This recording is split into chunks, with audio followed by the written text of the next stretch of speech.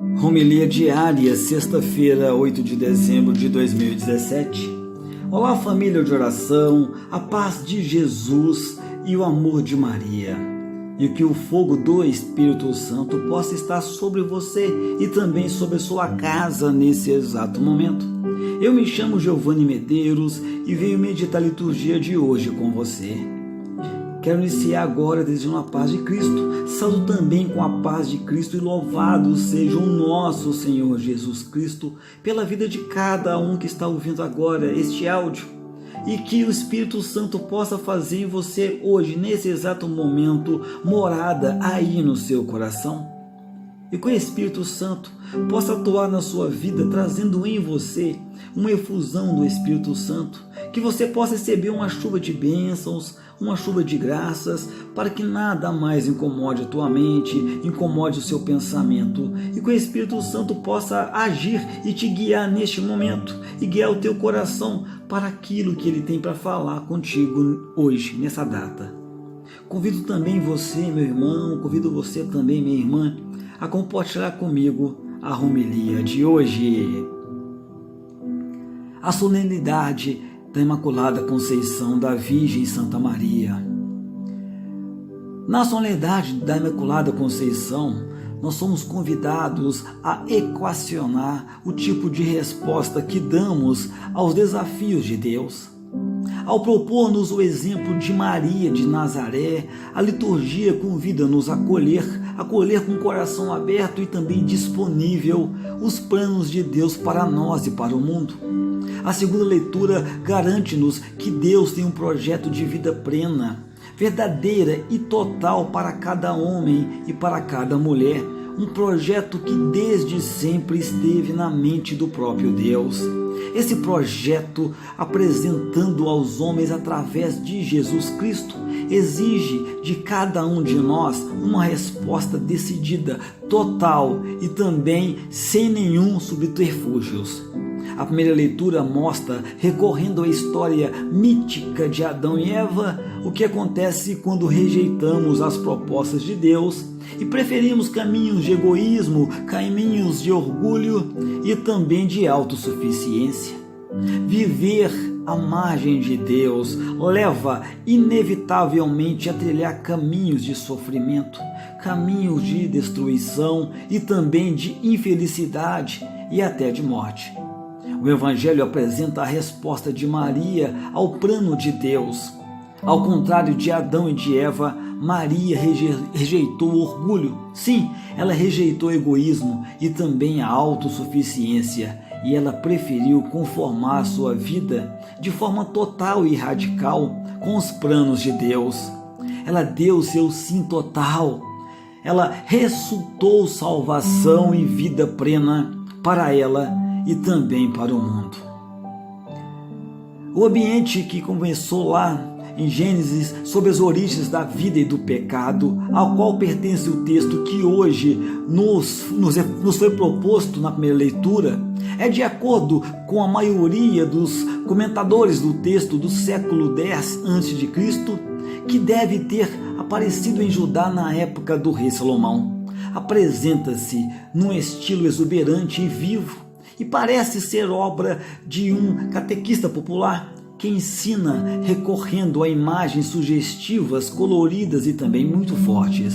Não podemos de forma nenhuma ver neste texto uma reportagem jornalística de acontecimentos passados na aurora da humanidade. A finalidade do autor não é científica e nem sequer histórica, mas sim teológica.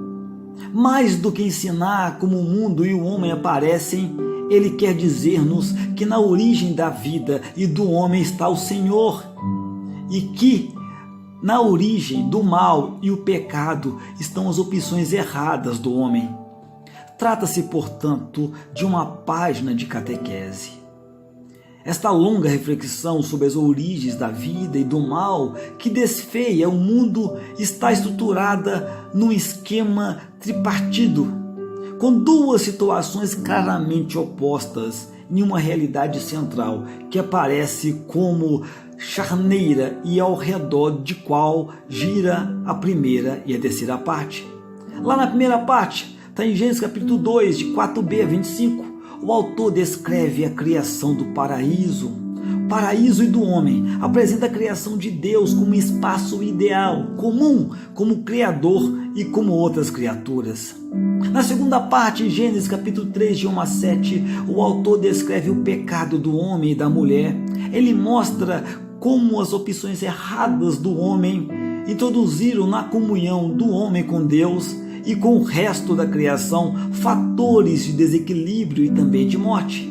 Já na terceira parte, está lá em Gênesis capítulo 3, de 8 a 24, o autor apresenta o homem e a mulher confrontados com o resultado das suas opções erradas e as consequências que daí advieram, quer para o homem, quer para o resto da criação.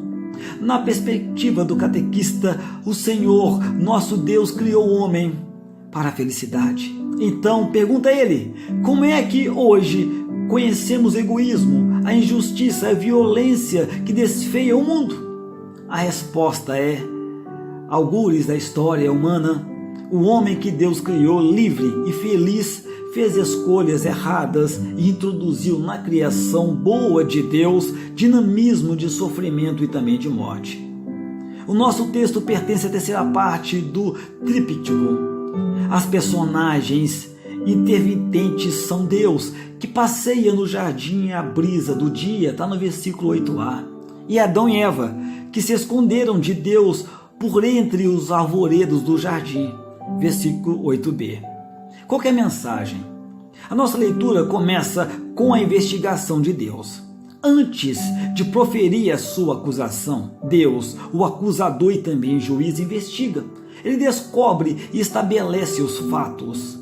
Primeira pergunta feita por Deus ao homem: onde estás?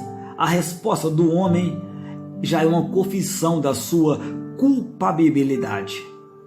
Ouvi o rumor dos vossos passos no jardim, e como eu estava nu, eu tive medo e escondi-me. Versículo 9 a 10.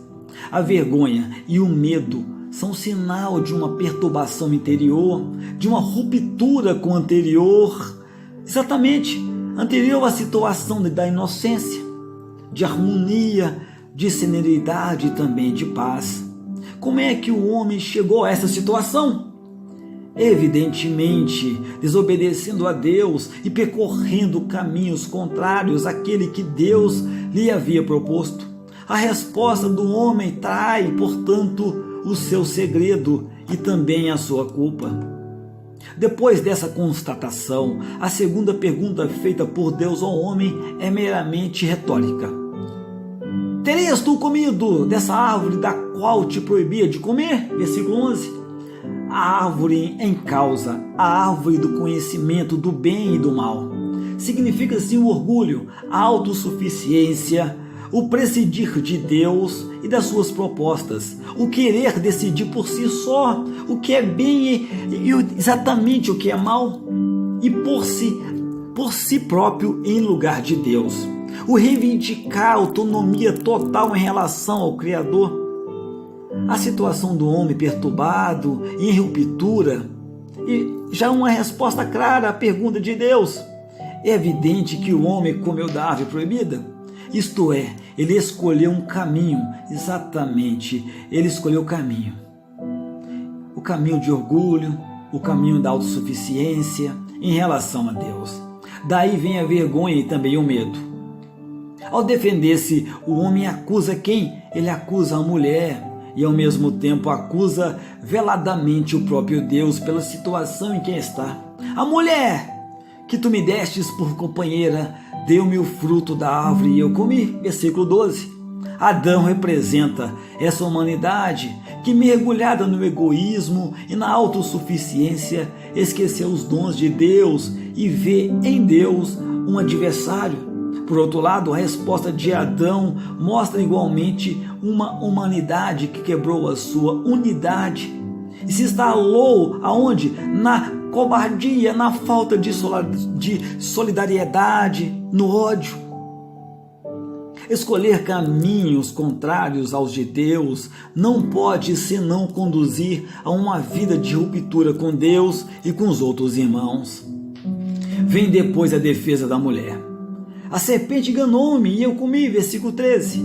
Entre os povos cananeus, a serpente estava ligada aos rituais de fertilidade e também de fecundidade.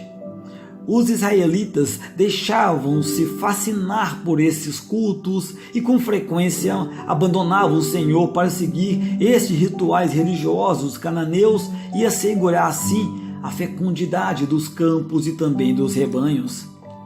Lá na época que o autor do Senhor escreve, a serpente era, pois, o fruto proibido, que seduzia os crentes e os levava a abandonar a lei de Deus. A serpente é, neste contexto, um símbolo literário de tudo aquilo que afasta os israelitas do Senhor Deus. A resposta da mulher confirma tudo aquilo que até agora estava sugerido. É verdade, a humanidade que Deus criou prescindiu de Deus, ignorou as suas propostas e enveredou por outros caminhos. Achou nisso, no seu egoísmo, a autossuficiência, que podia encontrar verdadeira vida à margem de Deus, prescindindo das propostas de Deus. Diante disto, não são precisas mais perguntas. Está claramente definida a culpa da humanidade que pensou poder ser feliz em caminhos de egoísmo e também de autossuficiência, totalmente à margem dos caminhos que foram propostos por Deus.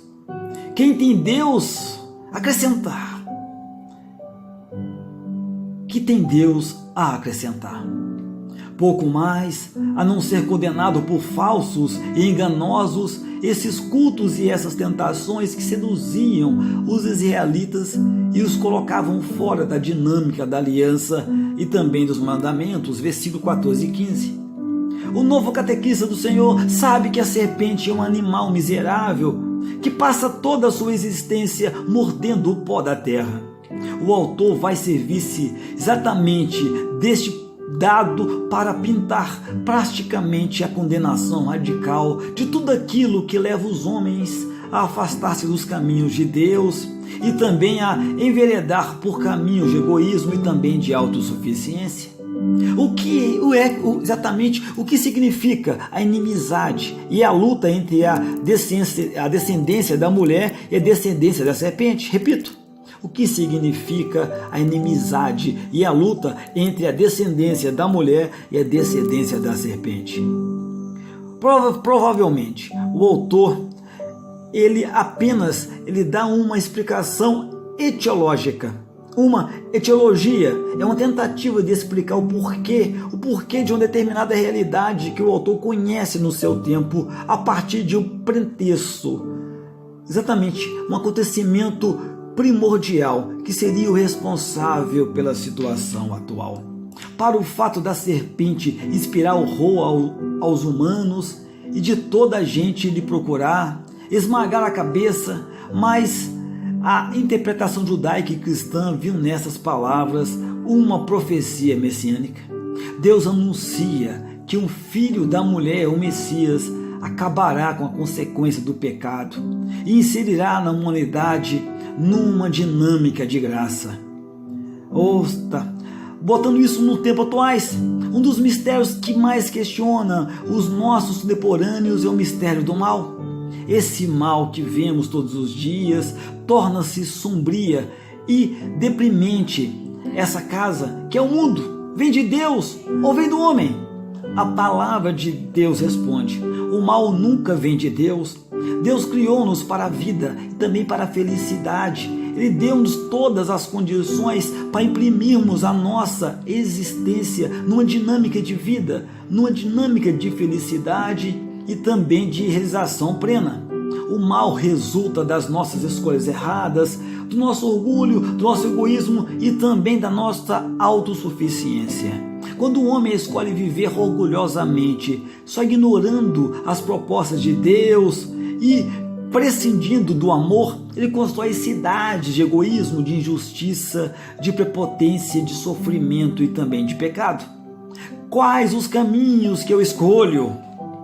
As propostas de Deus fazem sentido e são para mim indicações seguras para a felicidade. Ou eu prefiro ser o próprio a fazer as minhas escolhas à margem das propostas de Deus? O nosso texto deixa também claro que prescindir de Deus e caminhar longe dele leva o homem ao confronto e à hostilidade com os outros homens e mulheres. Nasce então a injustiça, a exploração, a violência. Os outros homens e mulheres deixam de ser irmãos para passarem a ser ameaças ao próprio bem-estar, à própria segurança, aos próprios interesses. Como é que eu situo face aos meus irmãos? Como é que eu me relaciono com aqueles que são diferentes, que invadem o meu espaço e interesses, que me questionam e também me interpelam? Nosso texto ensina ainda que prescindir de Deus e dos seus caminhos significa construir uma história de inimizade com o resto da criação. A natureza deixa de ser então a casa comum que Deus ofereceu a todos os homens com espaço de vida e também de felicidade, para se tornasse algo que eu uso e exploro em meu proveito próprio, sem considerar a sua dignidade, beleza e também a sua grandeza. O que a criação de Deus significa para mim? Algo que eu posso explorar de forma egoísta ou algo que Deus ofereceu a todos os homens, a todas as mulheres e que eu devo respeitar e também guardar com amor? Hoje foi trazido para nós o Salmo 97. Cantai ao Senhor Deus um canto novo, porque Ele fez prodígios. Desde sempre o Senhor anunciou a sua salvação. Exatamente, e os confins do universo a contemplarão. Por isso, a terra inteira se alegra cantando as maravilhas e os prodígios do Senhor. Todo aquele ou aquela que admira a salvação, que vem de Deus, canta um canto de vida nova. A vida nova foi nos concedida por Jesus Cristo. Cantai ao Senhor Deus um canto novo. A segunda leitura foi exatamente a Epístola de São Paulo aos Efésios. O ambiente naquele momento. A cidade de Éfeso, capital da província romana na Ásia, estava situada na costa ocidental da Ásia Menor. O seu importante porto e a sua numerosa população fazia dela uma cidade florescente. Paulo passou em Éfeso na sua segunda viagem missionária. Está lá em Atos dos Apóstolos, capítulo 18, versículo 19 a 21. E durante a sua terceira viagem missionária, fez de Éfeso o quartel-general a partir do qual evangelizou toda a zona ocidental da Ásia Menor. A nossa carta aos Éfesos é provavelmente um dos mais belos exemplares de uma carta circular, enviada a várias igrejas da Ásia Menor, numa altura em que Paulo está na prisão em Roma. O seu portador é um tal de Tíquico. Estamos por volta do ano de 58 a 60. Alguns veem nesta carta uma espécie de síntese da teologia paulina, numa altura em que a missão do apóstolo está praticamente terminada no Oriente. O tema mais importante da carta de Éfesos é aquilo que o autor chama o mistério. Trata-se do projeto salvador de Deus, definido e elaborado desde sempre, escondido durante os séculos, revelado e concretizado plenamente em Jesus, comunicado aos seus apóstolos e também nos últimos tempos, tornando presente no mundo pela igreja. O texto que nos é hoje proposto aparece no início da carta. É parte de um hino litúrgico que deve ter circulado nas comunidades cristãs antes de ser enxergado aqui por Paulo. Este hino dá graças pela ação do Pai. Está lá em Éfesos capítulo 1, versículo 3 a 6. Do Filho, Éfesos capítulo 1, versículo 7 a 12. E do Espírito Santo, Éfesos capítulo 1, versículo 13 e 14, no sentido de oferecer aos homens a salvação. Qual que é a mensagem? A ação de graças dirige-se a Deus, pois Ele é a fonte última de todas as graças concedidas aos homens. Essas graças atingiram os homens através do Filho Jesus Cristo.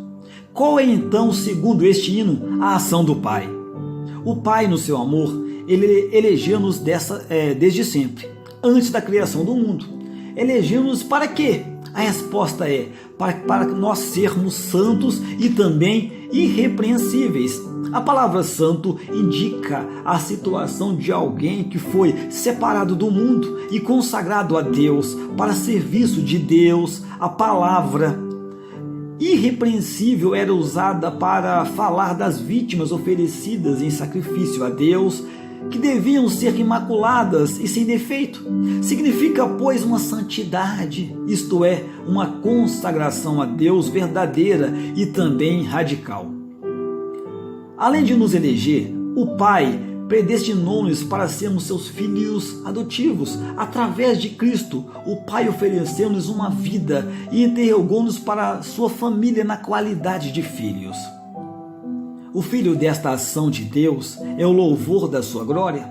Eleição e adoção como filhos resultam do imenso amor de Deus pelos homens, um amor que é gratuito, incondicional e também radical. E Jesus Cristo, o Filho, que papel teve neste processo? Nos versículos 7 a 10, que no entanto a liturgia desse dia não conservou, o autor do hino refere-se ao sangue derramado de Cristo e ao seu significado redentor. A morte de Jesus na cruz é o sinal evidente do espantoso amor de Deus pelos homens, e dessa forma Deus ensinou-nos a viver no amor total e também radical. Através de Cristo, Deus derramou sobre nós a sua graça, tornando-nos pessoas novas e também diferentes, capazes de viver no amor. Assim Deus manifestou-se o seu projeto de salvação, que o hino chama um mistério, e que consiste em levar-nos a uma identificação plena com Jesus, na sua ilimitada capacidade de amar e de se dar a vida. Há uma unidade de harmonia totais com Jesus, identificando-nos como Cristo e ensinando-nos a viver no amor total e também radical. Deus reconciliou-nos consigo, com todos os outros e também com a própria natureza. Da ação redentora de Cristo nasceu, pois, um homem novo, capaz de um novo tipo de relacionamento, não marcado pelo egoísmo, não marcado pelo orgulho e também nem sequer pela autossuficiência, mas sim marcado pelo amor e pelo dom da vida, com Deus, com os outros homens e mulheres e com toda a criação. Desta forma, e voltamos agora a retomar o texto, a liturgia desse dia nos propõe: em Cristo nós fomos constituídos filhos de Deus, exatamente, e herdeiros da sua salvação, conforme o projeto de Deus preparado desde toda a eternidade em nosso favor. Nos tempos atuais, esse texto afirma de forma clara que Deus, ele tem um projeto de vida plena e total para os homens, um projeto que desde sempre esteve na mente de Deus. É muito importante nós termos isto em conta.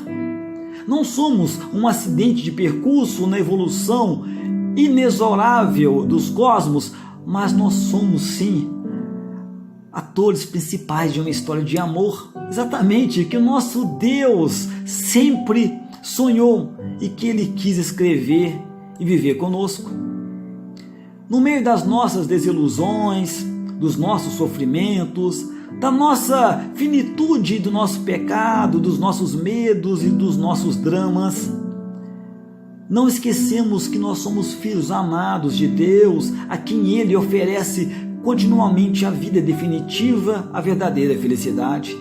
De acordo com o nosso texto, Deus elegeu-nos para sermos santos e também irrepreensíveis. Já vimos que ser santo significa ser o que? Consagrado para o serviço de Deus. O que é que isso implica em termos concretos?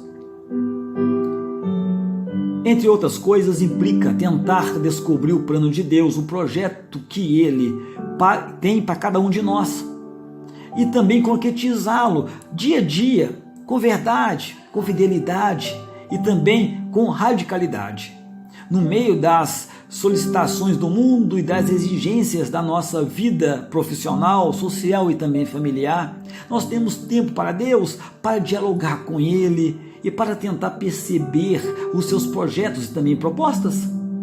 Será que nós temos disponibilidade e também vontade de concretizar as suas propostas, mesmo quando elas não são conciliáveis com os nossos interesses pessoais? O nosso texto afirma ainda a centralidade de Cristo nesta história de amor que Deus quis viver conosco.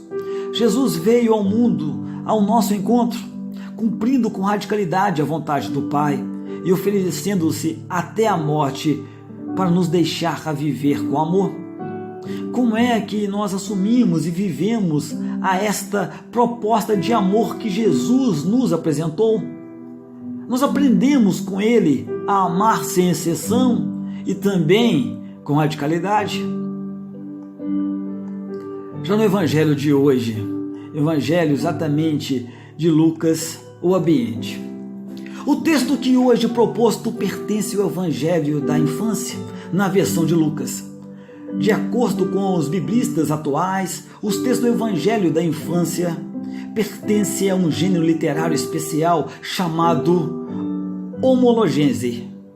Este gênero não pretende ser um relato jornalístico, também histórico de acontecimentos, mas sobretudo uma catequese destinada a proclamar certas realidades salvíficas, que Jesus é o Messias, que Ele vem de Deus, que Ele é o Deus conosco. Desenvolve-se em forma de narração e recorre às técnicas, exatamente umas técnicas de leitura e também interpretação do texto sagrado usados pelos rábilos judeus da época de Jesus.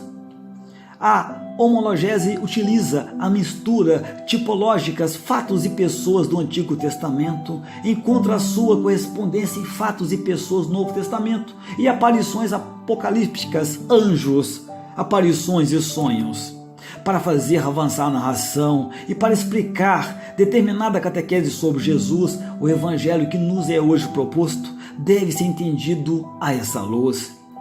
Não interessa, pois, estar aqui à procura de fatos históricos. Interessa, sobretudo, perceber o que a catequese cristã primitiva nos ensina através dessas narrações sobre Jesus.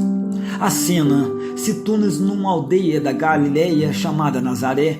A Galileia, região a norte da Palestina, à volta do lago de Tiberíades, era considerada pelos judeus uma terra longínqua e estranha, em permanente contato com as populações pagãs e onde se praticava uma religião heterodoxa, influenciada pelos costumes e também pelas tradições pagãs. Daí sim a convicção dos mestres judeus de Jerusalém de que da Galileia não pode vir nada de bom.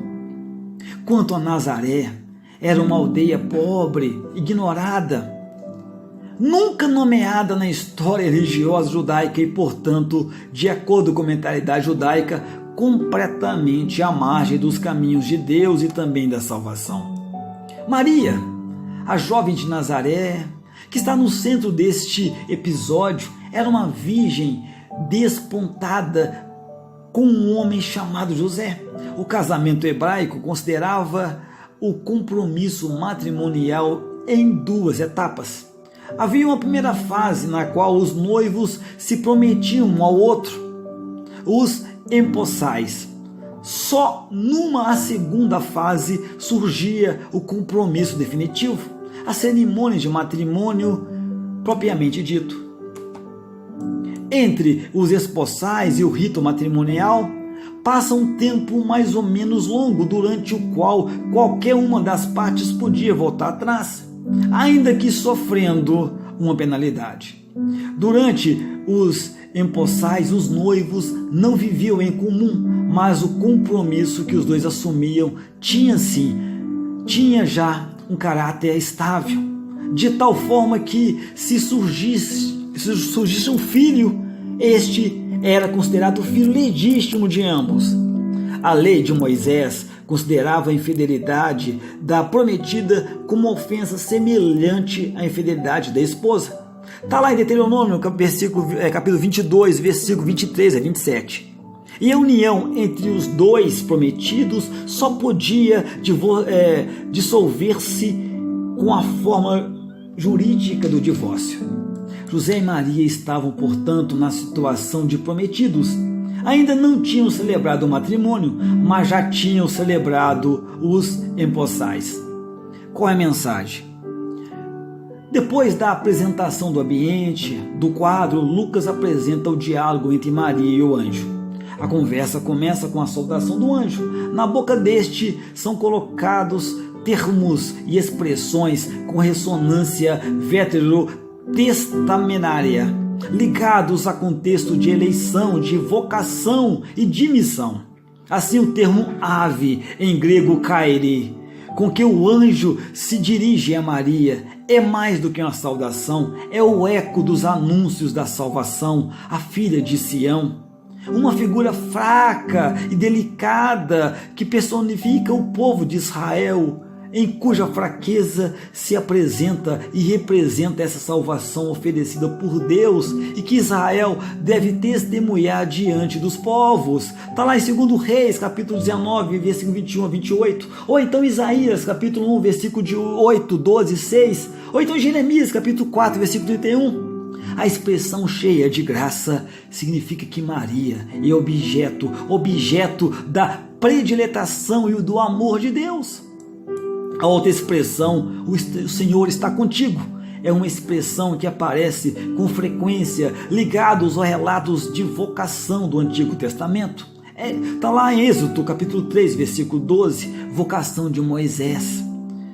Ou então, vocação de Gedeão, de Jeremias, capítulo 1, versículo 8 e 19. A vocação de Jeremias, que se refere-se para assegurar o chamado, a assistência de Deus, da missão que lhe era pedida. Nós estamos então, portanto, diante de um relato de quê? De vocação de Maria. A visita do anjo destina-se a apresentar à jovem de Nazaré uma proposta de Deus. Essa proposta vai exigir uma resposta clara de Maria. Qual é então o papel proposto a Maria no projeto de Deus? Maria, Deus propõe que aceite ser a mãe de um filho especial. Desse filho, diz-se em primeiro lugar que ele se chamará Jesus. O nome significa Deus salva. Além disso, esse filho é apresentado pelo anjo como o filho do Altíssimo, que herdará o trono de seu pai Davi e cujo reinado não terá fim. As palavras do anjo levam-nos lá na 2 Samuel, capítulo 7. E a promessa feita por Deus ao rei Davi através das palavras do profeta Natã. Esse filho é descrito nos mesmos termos em que a teologia de Israel descrevia o Messias, o libertador. O que é proposto a Maria é, pois, que ela aceite ser a mãe desse Messias que Israel esperava, o libertador enviado por Deus ao seu povo para lhe oferecer a vida e também a salvação definitiva. Como é que Maria responde ao projeto de Deus? A resposta de Maria começa com uma objeção. A objeção faz sempre parte dos relatos de vocação do Antigo Testamento. Êxodo capítulo 3, versículo 11, 6, 30, Isaías capítulo 6, versículo 5, Jeremias capítulo 1, versículo 6. É uma reação natural de um chamado. Assustado, isso mesmo, assustado com a perspectiva do compromisso, com algo que ultrapassa. Mas é sobretudo uma forma de mostrar a grandeza e o poder de Deus, que apesar da fragilidade e também das limitações dos chamados, faz deles instrumentos da sua salvação no meio dos homens e do mundo. Diante da objeção, o anjo garante a Maria que o Espírito Santo virá sobre ela e cobrirá com a sua sombra. Este Espírito é o mesmo que foi derramado sobre os juízes, Oteniel, está em Juízes capítulo 3, versículo 10, ou em Gedeão, Juízes capítulo 6, versículo 34, Jefe, Juízes capítulo 11, 29, Sansão, Juízes 14, capítulo 14, versículo 6, sobre os reis, Saul, fala em 1 Samuel capítulo 11, versículo 6, então Davi, capítulo 1 de Samuel, capítulo 16, versículo 13, sobre os profetas também, conforme Maria, a profetisa, irmão de Araão, conforme Êxodo capítulo 15 e 20, os anciões de Israel, a fim de que eles pudessem ser uma presença eficaz na salvação de Deus no meio do mundo. A sombra ou nuvem leva-nos também a coluna de nuvem, Êxodo capítulo 13, versículo 21, que acompanhava a caminhada do povo de Deus em marcha pelo deserto, indicando o caminho para a terra prometida, da liberdade e também de uma vida nova. A questão é a seguinte: apesar da fragilidade de Maria, Deus vai, através dela, fazer-se presente no mundo para oferecer salvação a todos os homens. O relato termina com a resposta final de Maria: eis a serva do Senhor, faça-se em mim segundo a tua palavra. Afirma-se como serva significa mais do que humanidade, reconhecer que é eleita de Deus e aceitar essa eleição com tudo o que ela implica. Pois o Antigo Testamento, ser servo do Senhor, é um título de glória, reservado àqueles que Deus escolheu, que Ele reservou para o seu serviço e que Ele enviou ao mundo com uma missão. Essa designação aparece, por exemplo, lá em Deuteronômio, Isaías, por exemplo, capítulo 41, versículo 1, ou capítulo 49, versículo 3, ou capítulo 50, versículo 10, ou capítulo 52, versículo 13, ou capítulo 53, de 2 a 11, em referência à figura enigmática do servo do Senhor. Desta forma, Maria reconhece que Deus a escolheu, aceita com disponibilidade essa escolha e manifesta a sua disposição de cumprir com fidelidade o projeto de Deus. Nos tempos atuais, a liturgia deste dia afirma de forma clara e também insofismável que Deus ama os homens e tem um grande projeto de vida plena para oferecer a todo mundo. Como é que esse Deus, cheio de amor pelos seus filhos, intervém na história humana e concretiza dia a dia essa oferta de salvação? A história de Maria de Nazaré, bem como a de tantos outros chamados, responde de forma clara a esta questão. É através de homens e mulheres atentos ao projeto de Deus e de coração disponível para o serviço dos irmãos que Deus atua no mundo, que Ele manifesta aos homens o seu amor, que Ele convida cada pessoa a percorrer os caminhos da felicidade e também da realização plena. Já pensamos que é através dos nossos gestos de amor, de partilha e de serviço de Deus que se torna presente no mundo e transforma o mundo? Outra questão é dos instrumentos que Deus se serve para realizar os seus planos. Maria era uma jovem mulher, isso mesmo, de uma aldeia obscura dessas, a Galileia dos pagãos, de onde não podia vir nada de bom. Não consta que tivesse um significado, uma preparação intelectual extraordinária, conhecimentos teológicos ou amigos poderosos nos ciclos de poder e também de influência na Palestina de então. Apesar disso, foi escolhida por Deus para desempenhar um papel primordial na etapa mais significativa da história da salvação. A história vocacional de Maria deixa claro, na perspectiva de Deus, não só o poder, não é riqueza, não é importância, nem sequer a visibilidade social que determinam a capacidade para levar a cabo a sua missão. Deus age através dos homens, através das mulheres, independentemente das suas qualidades humanas. O que é decisivo é a disponibilidade e o amor que acolhem e testemunham as propostas de Deus. Diante dos apelos de Deus aos compromissos, qual deve ser a nossa resposta do homem? É aí que nós somos colocados diante do exemplo de Maria. Confrontada com os planos de Deus, Maria responde com um sim total e também incondicional. Naturalmente, ela tinha o seu programa de vida e os seus projetos pessoais, mas diante do apelo de Deus, esses projetos pessoais passaram. Naturalmente, e sem dramas, é um plano secundário. Na atitude de Maria não há qualquer sinal de egoísmo, de comodismo, de orgulho, mas há uma entrega total nas mãos de Deus e um acolhimento radical dos caminhos de Deus. O testemunho de Maria é um testemunho questionante, que nos interpela realmente fortemente. Que atitude assumimos diante do projeto de Deus?